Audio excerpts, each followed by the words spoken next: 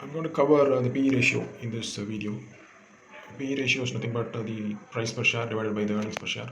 Price per share is nothing but the total market capitalization of the stock divided by the number of shares.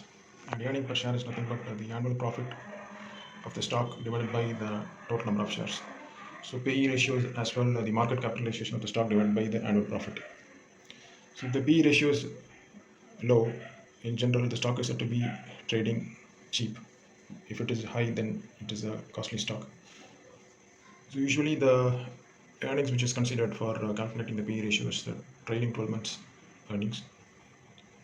But it's not hard and fast rule. Even the next year or any future years forecasted earnings can also be considered. PE ratio as such doesn't say anything about the company. So it should be compared against either the sector PE ratio or the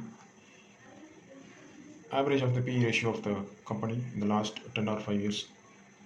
So if there is a sectoral PE, it is also called as the industry PE ratio. If it is higher than the PE ratio of the stock, then the stock is said to be trading cheap, and vice versa. Similarly, if the PE ratio is less than the average PE ratio, then it is said to be trading cheaper compared to the past.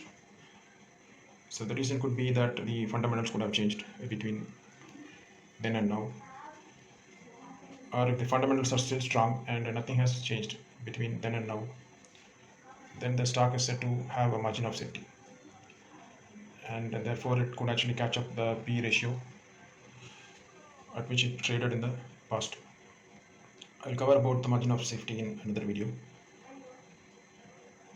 If the PE ratio is higher than the average PE ratio of the stock, then the stock is said to be trading costlier than the past, thereby indicating that the stock can be sold.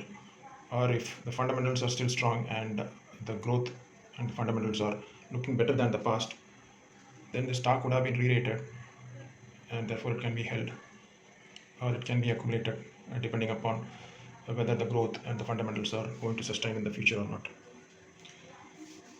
There is as well another ratio called yield ratio, which is nothing but the inverse of the PE ratio.